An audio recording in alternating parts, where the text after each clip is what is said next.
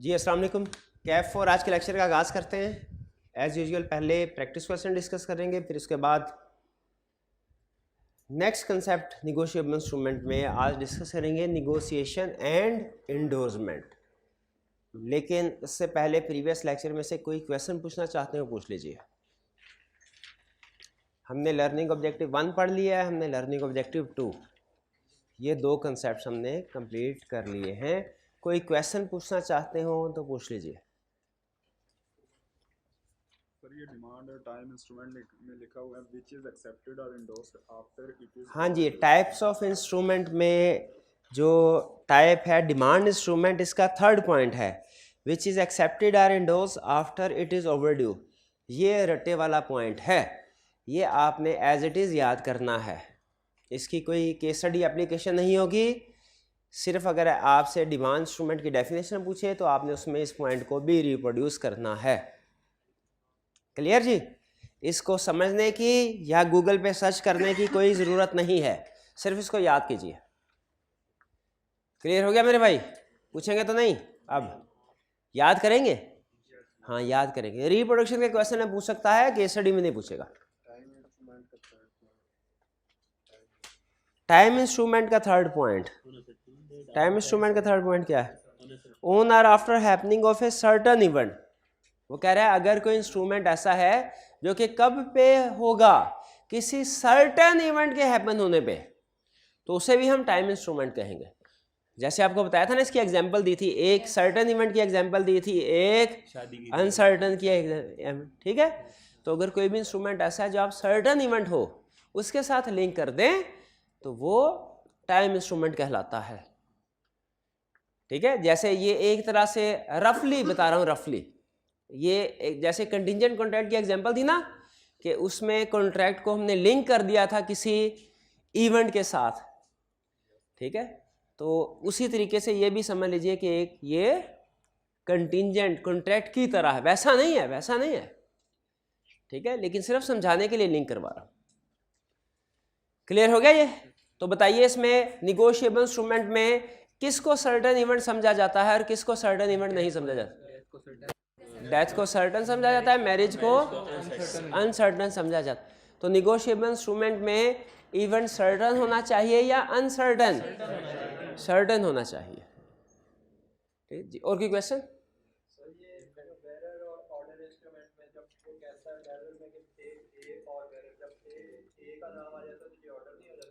अगर सिर्फ पे ए लिखा हो निगोशिएबल इंस्ट्रूमेंट में तो वो ऑर्डर इंस्ट्रूमेंट होगा। अगर पे ए आर बेरर लिखा हुआ है, दोनों नाम भी लिखा है और बेरर का लफ्ज भी लिखा है, तो वो बेरर इंस्ट्रूमेंट बनता है।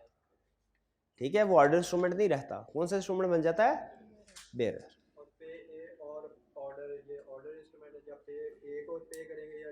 पे ए और ऑर्डर, ऑर्डर इंस्ट्रूमेंट है, बिल्कुल ऐसे ही है। पे ए और बेरर, बेरर इंस्ट्रूमेंट है, और सिर्फ पे ए लिखा हो ऑर्डर इंस्ट्रूमेंट है। ठीक है जी, और की क्वेश्चन?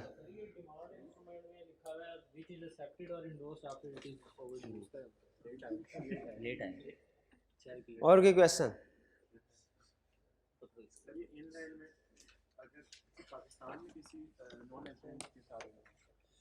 अगर कोई इंस्ट्रूमेंट पाकिस्तान में पेएबल है नॉन रेजिडेंट को, तो वो कौन सा इंस्ट्रूमेंट होगा? डिपेंड करता है इंस्ट्रूमेंट ड्रॉ कहाँ हुआ।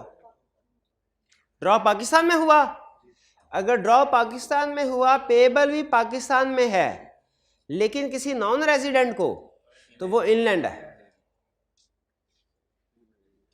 पाकिस्तान में ड्रॉ होना लाजमी है। पेएबल इन पाकिस्तान या payable to resident of Pakistan में से एक कंडीशन पूरी होना जरूरी है। एक भी कंडीशन पूरी हो जाए तो वो इनलैंड बन जाएगा। यहां पे चूंकि पेएबल इन पाकिस्तान हो गया तो वो इनलैंड हो गया। Drawn in Pakistan, payable in foreign country to resident of Pakistan, drawn in Pakistan, payable in foreign country to a resident of Pakistan, वो भी इनलैंड है। और अगर पे drawn in Pakistan, payable to foreign country to non resident, वो फॉरेन हो जाएगा। और कोई क्वेश्चन? कोई क्वेश्चन नहीं? चलिए अब फिर चलते हैं हम असाइनमेंट को प्रैक्टिस करते हैं। Question 5, state whether following instruments are inland और फॉरेन। आउटलैंड नहीं, आउटलैंड क्या होता है? फॉरेन। इनलैंड है या फॉरेन है? शाबाश। Promissory note made in Pakistan but payable in Myanmar. Myanmar किधर है? म्यांमार किधर है? सर्च करें ये किस कंट्री में है। श्रीलंका में तो नहीं है कि म्यांमार एक अलग कंट्री है जहाँ पे वो खबरें आती थी ना मुसलमानों पे जुल्म होते हैं, खबरें आती होती थी ना, याद नहीं है? बर्मा में। ये देखें म्यांमार किधर है, पाकिस्तान में है या किसी और? बर्मा में है। हाँ जी। तो अब ड्रॉन इन पाकिस्तान लेकिन पेएबल इन फॉरेन कंट्री, तो फिर डिपेंड करता है कि रेजिडेंट को पेएबल है कि नॉन रेजिडेंट को। अगर रेजिडेंट को पेएबल है तो ये इनलैंड है, अगर नॉन रेजिडेंट को पेएबल है तो फॉरेन है। क्लियर मेरे भाई को समझ आई? भाई को समझ ही नहीं आई? किताब कहीं और पढ़ी है, किताब दूर है, मोबाइल पास है, ऐसे थोड़ी सी होता है। क्यों हो जाता है? नहीं होता सी ऐसे। Second, bill of exchange drawn in Pakistan on a person residing in UK and made payable in UK. Payable भी यूके में है और रेजिडेंट भी यूके का है, तो ये फॉरेन होगा। पाकिस्तान का रेजिडेंट होता तो फिर इनलैंड होता, अभी ये foreign. Third, bill of exchange drawn in Lahore. Lahore किस कंट्री में है? पाकिस्तान में। Bill drawn in Lahore on a person residing in Sadiqabad. Sadiqabad किधर है? Pakistan. Payable in Sadiqabad or in Dubai. देखिए ड्रॉन भी लाहौर में हो रहा है और पेएबल भी रेजिडेंट ऑफ पाकिस्तान है। तो अब चाहे इसको पाकिस्तान में पेएबल हो या दुबई में या किसी, से फर्क नहीं पड़ता, दो कंडीशन पूरी हो गई है। पहला ड्रॉन इन पाकिस्तान और दूसरा पेएबल भी रेजिडेंट को है, तो ये इनलैंड इंस्ट्रूमेंट हो गया। Fourth, bill of exchange drawn in UK. Drawn in UK आगे कहानी पढ़ने की जरूरत ही नहीं है, फॉरेन है। जो ड्रॉ है यूके वो कंफर्म है फॉरेन। पहली कंडीशन पूरी होना लाजमी है, दूसरी दो में से कोई एक पूरी हो जाए तो वो इनलैंड होता है। ये तो कंफर्म हो गया foreign. Fifth, bill of exchange drawn in Sukkur on a person residing in Toba Tek Singh but payable in Afghanistan. Inland. Draw भी पाकिस्तान में हुआ, टोबा टेक सिंह पाकिस्तान में है। अगर ये ना पता चले कि शहर किस कंट्री में है, नहीं, उम्मीद है वो आपको उन्हीं शहरों के नाम बताएगा कि स्टडी में, एग्जाम में, जो उसने बुक में यूज़ किया, इसके अलावा नहीं बताया पूछेगा। या कोई ऐसा नाम पूछेगा जो प्रोबेबली आप आसानी से समझ जाएंगे, जैसे कराची, जैसे इस्लामाबाद, जैसे लाहौर, जैसे पेशावर, जैसे पिंडी, इस तरह के नाम यूज़ करेगा। नहीं तो सर्च नहीं उधर एग्जाम में कर सके। तो फिफ्थ हो गया जी, ड्रॉ सक्खर में हुआ है, रेजिडेंट इन टोबा टेक सिंह पाकिस्तान में, तो ये इनलैंड है। Six, a promissory note made in Multan and payable in Peshawar. Inland. Bill of exchange drawn in UK, आगे पढ़ने की जरूरत ही नहीं है, ड्रॉन इन यूके से ही पता चल गया कि ये फॉरेन है। क्लियर जी? कोई प्रॉब्लम इसमें? नेक्स्ट क्वेश्चन की तरफ चलते हैं जी मेरे भाई। अगर कोई मतनाज़ा एरिया में, देखें वो आपसे ऐसी केस स्टडी और टेस्ट नहीं करवाएगा, ठीक है, कि जो मतनाज़ा मकबूजा कश्मीर में पेएबल है, नहीं, ऐसा नहीं करेगा, ठीक है। वो आपको क्लियर कोई ऐसा सिटी बताएगा जो पाकिस्तान का फेमस सिटी होगा, which is accepted.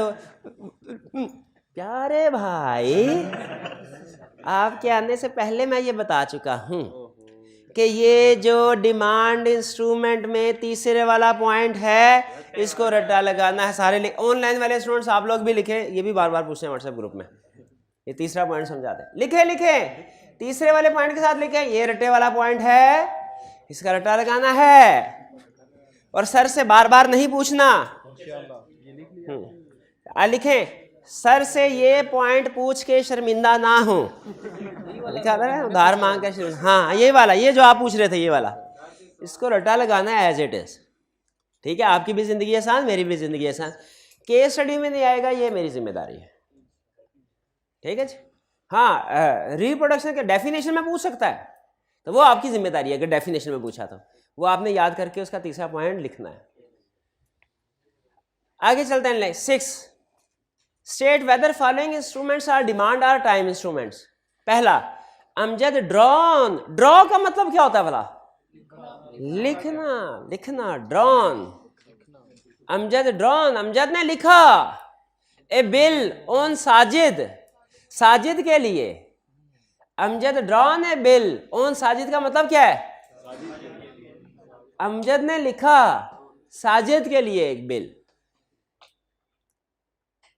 And no time of payment was specified in it. जब कोई भी टाइम ऑफ पेमेंट तो फिर इमीडिएटली पेबल होता है, डिमांड इंस्ट्रूमेंट है। Second, Adeel signed a bill of exchange with following words 3 months after date. After date का मतलब है आज की डेट के 3 महीने बाद। पे to Raheel or order the sum of ₹10,000 only for value received. यानी आज से 3 महीने के बाद 10,000 पे करूंगा और इसके बदले में मैं चीजें वसूल कर चुका हूं आज। फॉर वैल्यू रिसीव्ड का मतलब क्या है? Consideration received. ये फॉर वैल्यू रिसीव्ड लिखना लाजमी नहीं होता, सिर्फ आप इतना भी लिख दें कि मैं पे करूंगा आपको 1 साल के बाद या 2 महीने के बाद, तो वो भी सफिशिएंट है। ये कौन सा इंस्ट्रूमेंट हुआ? टाइम। कैसे पता चला टाइम इंस्ट्रूमेंट है? 3 months टाइम लिखा तो है। क्या टाइम इंस्ट्रूमेंट में डेट मेंशन होना जरूरी है कि पीरियड भी मेंशन हो सकता है? डेट मेंशन होना जरूरी है कि पीरियड भी? पीरियड भी। और पीरियड के साथ इवेंट भी मेंशन हो सकता है कि नहीं?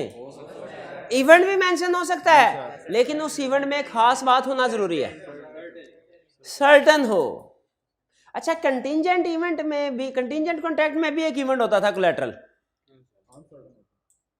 होता था कि नहीं? और हैरान होके देख रहे मेरा भाई बता, हो कंटिंजेंट कॉन्ट्रैक्ट में कोई इवेंट होता था?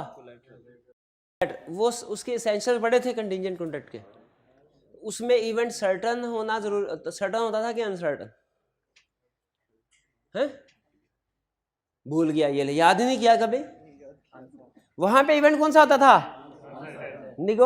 अनसर्टन, लेकिन यहां पे सर्टन, क्योंकि वो कॉन्ट्रैक्ट एक्ट था, ये निगोशिएबल इंस्ट्रूमेंट एक्ट है। भूल गए सारा, याद ही नहीं, आखिरी महीने करेंगे यार, कहाँ याद है। चलें, बहरहाल ये क्लियर हो गए दोनों क्वेश्चन, खत्म, इतनी सी बात थी। चलिए अब हम चलते हैं आज के नए कंसेप्ट्स की तरफ।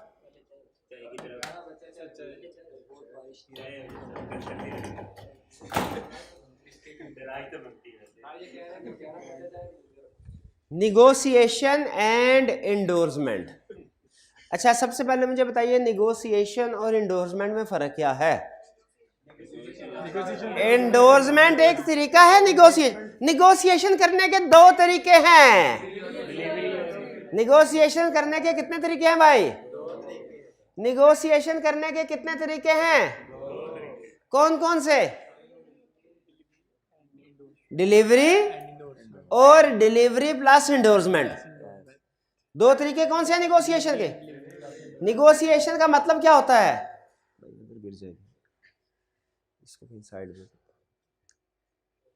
निगोशिएशन के कितने तरीके हैं? 2। कौन कौन से? एक डिलीवरी और एक इंडोर्समेंट प्लस डिलीवरी। निगोशिएशन का मतलब क्या है? जब इंस्ट्रूमेंट एक पार्टी से दूसरी पार्टी को ट्रांसफर किया जाए, right to receive money transfer हो जाए, इसे कहते हैं निगोशिएशन। निगोशिएशन के 2 तरीके हैं, डिपेंड करता है इंस्ट्रूमेंट कौन सा है। अगर इंस्ट्रूमेंट बेरर है तो निगोशिएशन होगी बाय मेयर डिलीवरी। मेयर उसे कहते हैं मेयर डिलीवरी, सिर्फ डिलीवरी के जरिए से, बाकी और कोई चीज जरूरी नहीं। और अगर ऑर्डर इंस्ट्रूमेंट है, बेयर इंस्ट्रूमेंट है, तो सिर्फ डिलीवरी से निगोशिएशन हो जाएगी।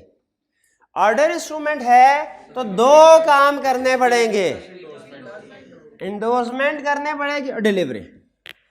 इंडोर्समेंट का मतलब क्या होता है? साइन करना। आसान भाषा में इसका मतलब क्या है इंडोर्समेंट का? साइन करना, सिग्नेचर। इंस्ट्रूमेंट के ऊपर सिग्नेचर करना ताकि उसे निगोशिएट किया जाए, इसे कहते हैं इंडोर्समेंट। अब हम पढ़ेंगे इंडोर्समेंट से रिलेटेड दो कंसेप्ट, एक टाइप्स ऑफ इंडोर्समेंट और दूसरा इसेंशियल्स ऑफ इंडोर्समेंट या कैरेक्टरिस्टिक्स ऑफ इंडोर्समेंट कह लें।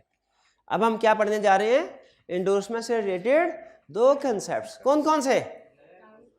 Types, characteristics. पहले टाइप, इंडोर्समेंट की दो टाइप्स हैं।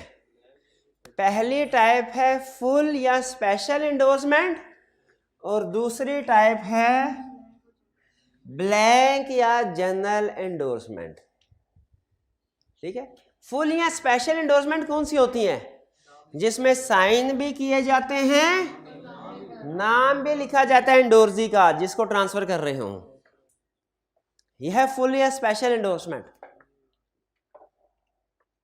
और ब्लैंक या जनरल इंडोर्समेंट किसे कहते हैं? ब्लैंक, ब्लैंक जिसमें सिर्फ साइन लिखे हो, ओनली साइन, नाम ना लिखा हो। ब्लैंक इंडोर्समेंट का इफेक्ट क्या होता है? इंस्ट्रूमेंट बेरर हो जाता है। जो पहले ऑर्डर था अब वो क्या हो जाता है? बेरर हो जाता है। और अगर फुल इंडोर्समेंट कर ले तो वो ऑर्डर हो जाता है। फुल इंडोर्समेंट वाला इंस्ट्रूमेंट क्या होता है? Order instrument. और ब्लैंक वाला बेरर इंस्ट्रूमेंट। क्लियर? ठीक है, तो इंस्ट्रूमेंट इंडोर्समेंट की कितनी टाइप्स हैं? दो। कौन कौन सी? फुल और स्पेशल, और दूसरा ब्लैंक या जनरल। फुल इंडोर्समेंट कौन सी होती है? सिग्नेचर भी हो, सिग्नेचर के साथ नाम भी मेंशन किया जाए। और ब्लैंक या जनरल सिर्फ सिग्नेचर हो। ब्लैंक इंडोर्समेंट का इफेक्ट क्या होता है? Instrument becomes bearer. यहां तक कोई प्रॉब्लम? चलिए अब हम इसके एसेंशियल्स पढ़ लेते हैं। एसेंशियल्स क्या है इंडोर्समेंट के? पहला, साइन होना जरूरी है। पहला क्या है? साइन होना जरूरी है। और साइन कौन करेगा? साइन कौन करेगा? जो इंडोर्सर है वही करेगा।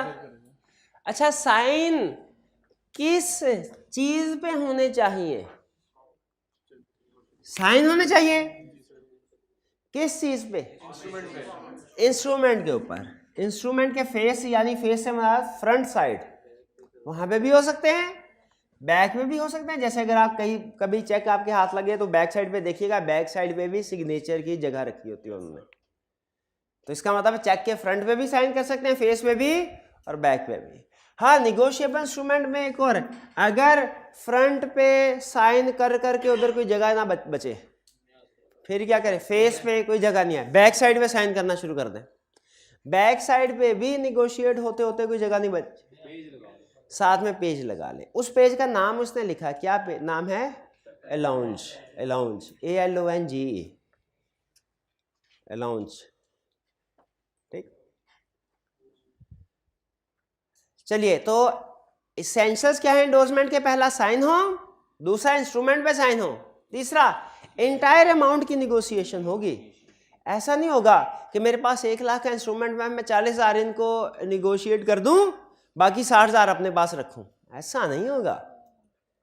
Full amount. लाख का इंस्ट्रूमेंट है तो या तो लाख के लाख की इंडोर्समेंट होगी या लाख के लाख की इंडोर्समेंट नहीं होगी। Full amount. और दूसरा, जो इंडोर्सी है, जो कौन है? इंडोर्सी है, जिसको इंडोर्स किया जा रहा है, वो भी सिंगल पर्सन होना चाहिए। क्या होना चाहिए? सिंगल पर्सन होना चाहिए। अगर इंडोर्सीज सिंगल नहीं है, मल्टीपल है, तो वो भी वैलिड इंडोर्समेंट नहीं समझी जाती। ठीक है जी, ये है इंडोर्समेंट के एसेंशियल्स। एक, it must be on instrument itself, ये पढ़ लिया हमने। Signed by endorser for the purpose of negotiation. कौन साइन करेगा? इंडोर्सर, साइन होना लाजमी है। अच्छा, साइन के साथ कोई नाम या अल्फाज लिखना लाजमी नहीं है, सिर्फ साइन से भी एंडोर्समेंट हो जाती है। फर्क सिर्फ यह है कि वो फिर बेयर इंस्ट्रूमेंट बन जाता है, लेकिन नाम चाहे तो लिखें चाहे ना लिखें। कह रहा है एडिशनल वर्ड लिखना लाजमी नहीं है, साइन करके एडिशनल वर्ड या नाम लिखना लाजमी नहीं है, सिर्फ साइन कर दिए इससे भी एंडोर्समेंट हो जाएगी। Endorsement must be for entire amount, for part of the amount is invalid. Endorsement must be for single endorsee, 2 और मोर एंडोर्जी से इनवैलिड हो जाएगा। और it must be completed by delivery of the instrument. इसका मतलब क्या हुआ? हाँ जी, एक केस स्टडी में उसने क्या कहा कि एक बंदे ने इंस्ट्रूमेंट एक प्रॉमिसरी नोट लिख दिया, अपनी जेब में डाल दिया कि कल दूंगा दूसरी पार्टी को। रात को उसकी डेथ हो गई। वो जो दूसरी पार्टी थी वो अब उसके ताज़ियत करने के लिए आए, उन्होंने देखा मैयत पड़ी है, उसने कहा जरा जेब शेब चेक कर लें, वो जो है ना हल्का हो जाए, इसलिए उसमें से प्रॉमिसरी नोट मिल गया। वो तो बहुत खुश, उसने जेब में डाल दिया। क्या इस प्रॉमिसरी नोट की पेमेंट होगी? क्या ये वैलिड प्रॉमिसरी नोट है? क्या वैलिड एंडोर्समेंट है? क्यों नहीं है? उसने साइन कर दिया, लिख दिया, डिलीवर नहीं हुआ। डिलीवरी होना जरूरी है, और डिलीवरी से मुराद है वॉलंटरी डिलीवरी, खुद से की हो, खुद से की हो। हाँ, लास्ट से ना उठाया हो प्रॉमिसरी नोट, वो वैलिड डिलीवरी नहीं है। ठीक है जी, क्लियर होगी ये बात? अच्छा, अब नेक्स्ट कंसेप्ट, लायबिलिटी ऑफ इंडोर्सर क्या है? लायबिलिटी ऑफ इंडोर्सर क्या है? भाई इंडोर्सर की लायबिलिटी क्या है? ड्यू डेट जब आएगी, अगर ये इंस्ट्रूमेंट डिसऑनर हो जाता है तो हर इंडोर्सर की जिम्मेदारी है कि वो सब्सिक्वेंट पार्टी को लायबल हो, पेमेंट हो। अब इसका मतलब क्या है? इसका मतलब जरा समझ लीजिए। बिल्कुल बिल्कुल ठीक है, मुझे लगा था नहीं समझ आएगी। फर्ज कीजिए ये एक निगोशिएबल इंस्ट्रूमेंट है, मिस्टर असलम ने साइन किया है और उसने लिखा है आई प्रॉमिस टू पे ₹5,000 टू बकर। ठीक है, 2 पार्टीज है इसमें। प्रॉमिसरी नोट में कितनी पार्टी है? 2। एक मेकर जिसने प्रॉमिसरी नोट बनाया है, और एक है पेई जिसको पेमेंट होनी है। प्रॉमिसरी नोट में कितनी पार्टीज हैं? कौन कौन सी? मेकर जिसने ये प्रॉमिसरी नोट लिखा है, और दूसरी पेई जिसको पेमेंट होनी है। पेई किसको कहते हैं? जिसको पेमेंट होनी है। 2 पार्टीज हैं। अब ये मेकर है, इसने नोट लिखा, साइन कर दिया, इसके बाद ये नोट किसको दे दिया जाएगा? प्रॉमिसरी नोट बकर को। ये बकर की जेब में रहेगा। जब ड्यू डेट आएगी या जब इसको पैसों की जरूरत होगी, अगर डिमांड इंस्ट्रूमेंट है, ये असलम को जाके प्रेजेंट करेगा, उसे दिखाएगा, डिमांड करेगा और उससे पेमेंट वसूल कर लेगा। क्लियर? अच्छा, अब हुआ क्या? ये 3 महीने बाद पेमेंट होनी थी।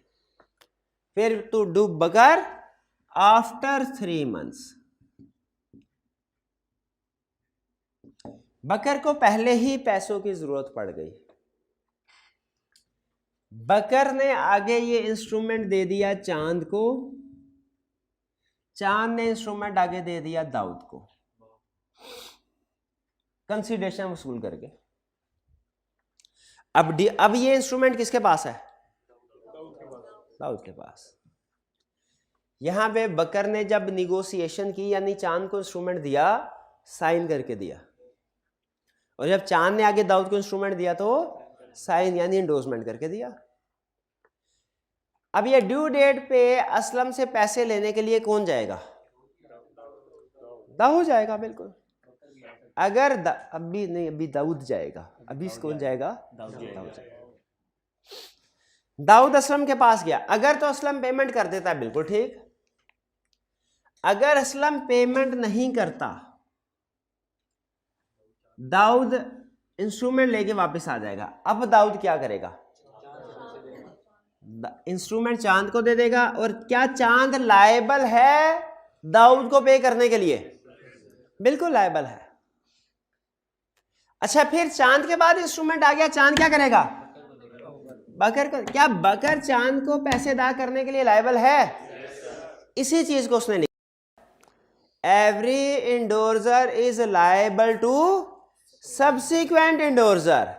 यानी बकर लायबल है चांद को, चांद लायबल है दाऊद को, या यूं कह ले चांद लायबल है दाऊद को और बकर लायबल है चांद को। और फिर इसके बाद असलम लायबल होगा बकर को। तो इसी लाइन को ये लिख रहा है कि if an instrument is dishonoured, यानी ड्यू डेट पे असलम भाई ने पेमेंट नहीं की, every endorser is liable to pay to subsequent endorser or direct to holder. हाँ जी, असलम डायरेक्ट दाऊद को भी पैसे दे सकता है और इवन बकर भी डायरेक्ट दाऊद को पैसे दे सकता है। दाऊद के पास ऑप्शन है, दाऊद चाहे तो primary party liable to pay. Primary party liable to pay कौन है? Aslam. Secondary party liable to pay कौन है? बकर और चांद। दाऊद चाहे तो असलम से पैसे ले ले, चाहे तो बकर से, चाहे चांद से। बकर या चांद से क्यों पैसे वसूल कर सकता है? क्योंकि वो इंडोर्सर थे और हर इंडोर्सर सब्सिक्वेंट इंडोर्सर को लायबल है। अगर इंस्ट्रूमेंट की पेमेंट नहीं होती तो वो उसको पे करेगा। कुछ समझ आई है बात? क्या दाऊद चांद को बाईपास करके बकर से पैसे वसूल कर सकता है अगर ये डिसऑनर हो जाए? इसका जवाब है यस।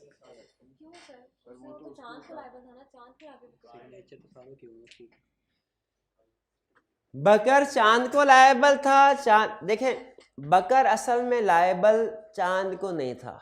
जरा गौर से सुनिएगा, बकर लायबल था कि जो उसने इंस्ट्रूमेंट चांद को दिया है, इस इंस्ट्रूमेंट की पेमेंट चांद को करे या जिसको चांद ऑर्डर करे उसे करे। ऑर्डर इंस्ट्रूमेंट की नेचर ही ऐसी होती है। ऑर्डर इंस्ट्रूमेंट में लाजमी तो नहीं होता कि जिस पार्टी को आप दे रहे हैं इंस्ट्रूमेंट उसी को पेबल होगा। क्या लाजम होता है?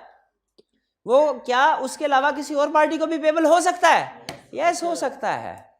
इसीलिए ड्यू डेट पे दाऊद अगर असलम के पास जाता है और डिसऑनर हो जाता है, डिसऑनर का मतलब असलम इसकी पेमेंट नहीं करता, तो फिर दाऊद के पास ऑप्शन है, चाहे तो वो रिवर्स ये चांद से पैसे निकलवाए, चांद बकर से पैसे निकलवाए, बकर फिर असलम से निकलवाए।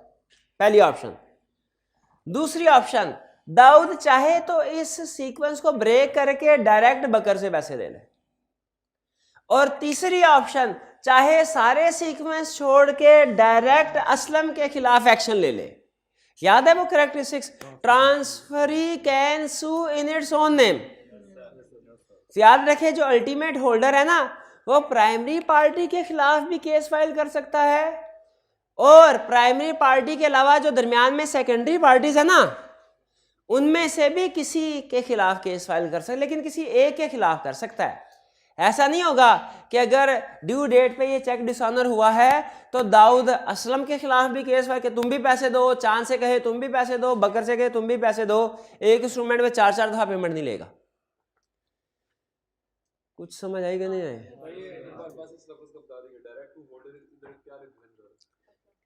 डायरेक्ट टू, पूरी लाइन बोले क्या है? एवरी इंडोर्सर इज, हाँ जी बिल्कुल। यहां पे देखे बकर इंडोर्सर है। अच्छा, यहां पे आगे मजीद आगे चलते हैं। आगे एक और पार्टी ले आते हैं, एहसान। ठीक है, ड्यू डेट पे अब अल्टीमेटली प्रोमिसरी नोट किसके पास है? एहसान के पास। ड्यू डेट पे असलम के पास कौन जाएगा? एहसान। असलम के पास गया, एहसान असलम ने कहा भाग जाओ, छुट्टी करो, कोई पैसे नहीं है मेरे पास। बताइए लीगली किसका राइट है इस प्रोमिसरी नोट, इस इंस्ट्रूमेंट के ऊपर पैसे वसूल करने का? लीगल राइट इस वक्त किसका है? एहसान का। बाकी बकर, चांद और दाऊद का भी लीगल राइट तो नहीं है। क्यों नहीं है? वो अपना लीगल राइट ट्रांसफर कर चुके हैं। कैसे ट्रांसफर कर चुके हैं? निगोशिएशन के जरिए। तो लीगल इस वक्त होल्डर ऑफ द इंस्ट्रूमेंट कौन है? इस वक्त होल्डर ऑफ द इंस्ट्रूमेंट कौन है? एहसान। अब एहसान के पास क्या ऑप्शंस हैं?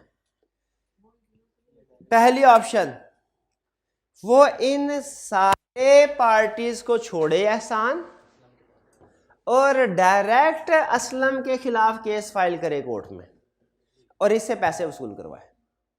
पहली ऑप्शन ये है। दूसरी ऑप्शन क्या है? डायरेक्ट नहीं, बल्कि एहसान दाऊद के पास जाए, दाऊद क्या करेगा? दाऊद एहसान को पैसे दे के इंस्ट्रूमेंट अपने पास रख लेगा।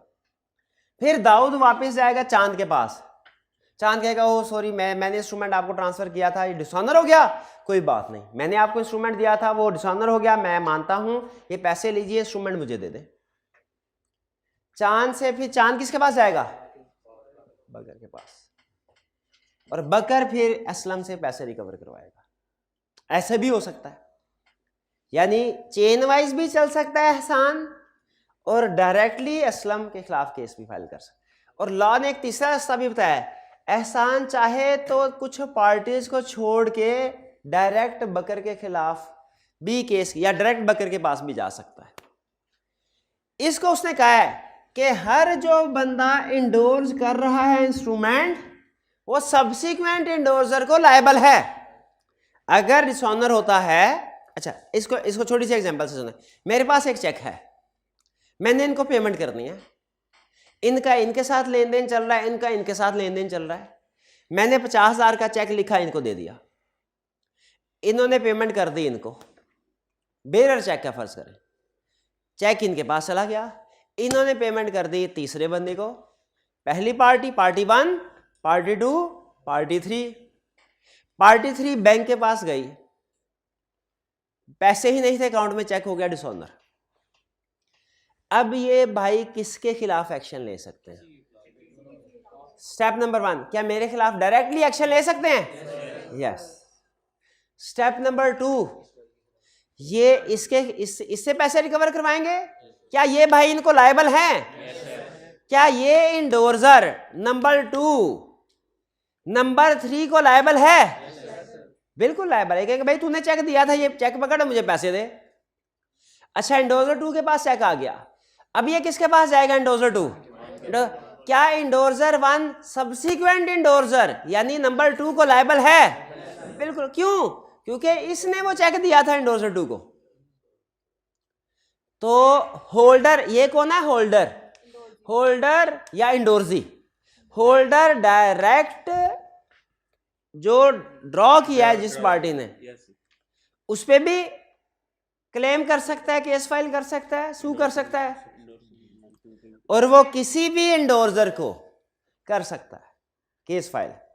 अच्छा, सबसे अहम क्वेश्चन, क्या ये होल्डर इंडोर्सर नंबर, ये पार्टी नंबर 2 को छोड़ के डायरेक्ट पार्टी नंबर 1 के खिलाफ केस कर सकता है? बिल्कुल, क्योंकि चेक इसी के हाथों से आगे गया है ना, तो इसको अगर दरमियान से निकाल देना चाहिए। ठीक है, ये तो अच्छा है, सिंपल हो जाएगा। इनडायरेक्टली भी तो इसके पास ही आना था, अब डायरेक्टली इसके पास आ गया, फर्क क्या हुआ? कुछ भी नहीं। कुछ बात समझ आई है?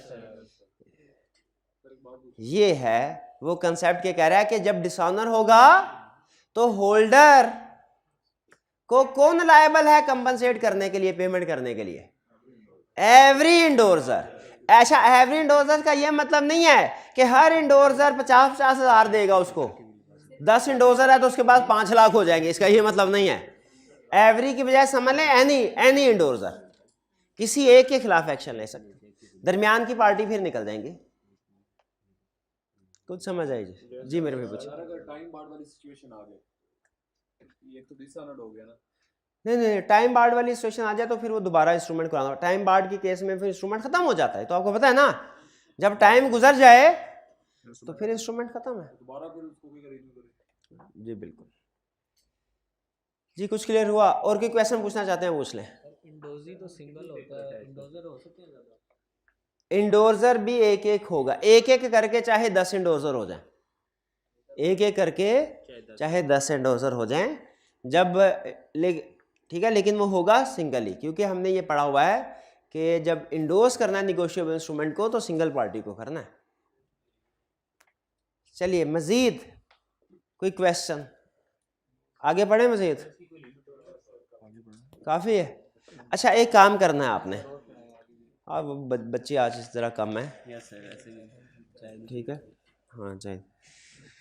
एक काम करना है आपने आज, ये आपको मैं फॉर्मेट बता रहा हूँ, आपने ये 2 फॉर्मेट रीड करने हैं बार बार, छोटे छोटे हैं, 2-2 लाइंस है, लेकिन इसमें कंसेप्ट्स हैं। एक है पेज 230 पे स्पेसिमेन ऑफ प्रोमिसरी नोट, इसको स्टार लगाएं, ये आपने आज 2-3 दफ़ा पढ़ना है। और फिर इसके बाद पेज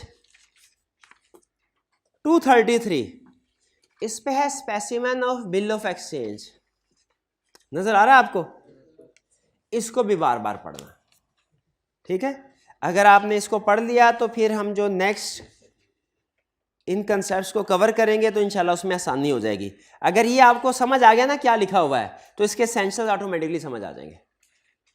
रीड करेंगे जी, चलिए मजीद कोई क्वेश्चन? चलिए आज आपको 15 मिनट जल्दी छुट्टी मिल रही है, ठीक है, तो खूब याशी करें, जी लें अपनी ज़िंदगी यार, ठीक है। कल इंशाल्लाह कसर पूरी करेंगे, ठीक है। चलिए आज का लेक्चर यहाँ ख़त्म करते हैं, अल्लाह हाफिज़।